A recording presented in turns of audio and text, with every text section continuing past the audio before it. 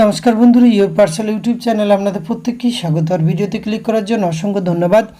কর্মবন্ধু নিয়োগের সম্পূর্ণ latest notification প্রকাশ করা হয়েছে।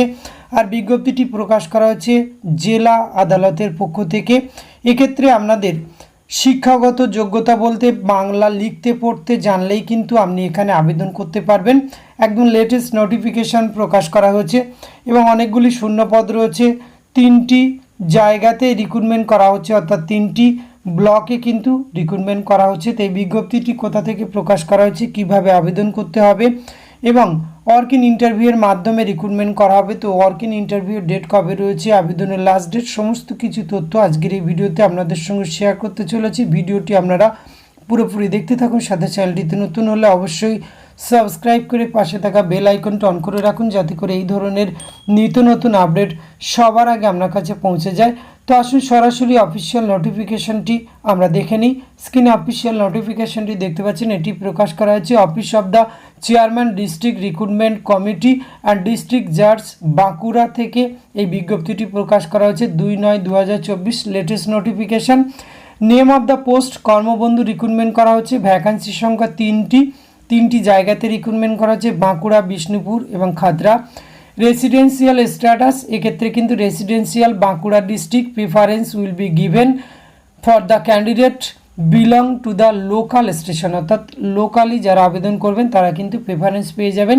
18 থেকে 40 বছর বয়স পর্যন্ত আবেদনের সুযোগ রয়েছে। 1/1/2024 থেকে আপনাদের বয়স সীমাটি হিসাব করা হবে। এসেন্সিয়াল কোয়ালিফিকেশান দেখুন, আপনি ইন্ডিয়ান সিটিজেন এবং must be capability to read and right, অর্থাৎ লিখতে পড়তে জানলেই কিন্তু, অর্থাৎ ন্যূনতম শিক্ষাগত যোগ্যতা আবেদন করতে পারবেন। Salary 3000 per month, consolidated remuneration. এক্ষেত্রে ওয়ার্ক-ইন ইন্টারভিউয়ের মাধ্যমে রিক্রুটমেন্ট করা হবে। ওয়ার্ক-ইন ইন্টারভিউ কিন্তু 30 নম্বর রয়েছে।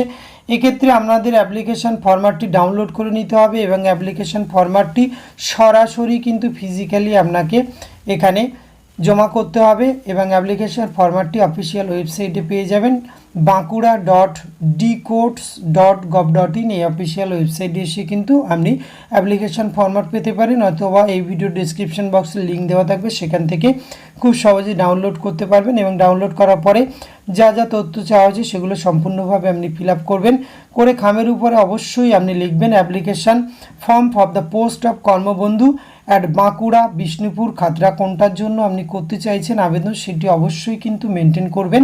এবং করার পরে আপনার সমস্ত ডকুমেন্টস দেবেন।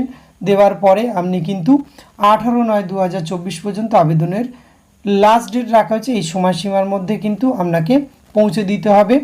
এক্ষেত্রে আবেদন শুরু হয়েছে 3/9/2024 থেকে।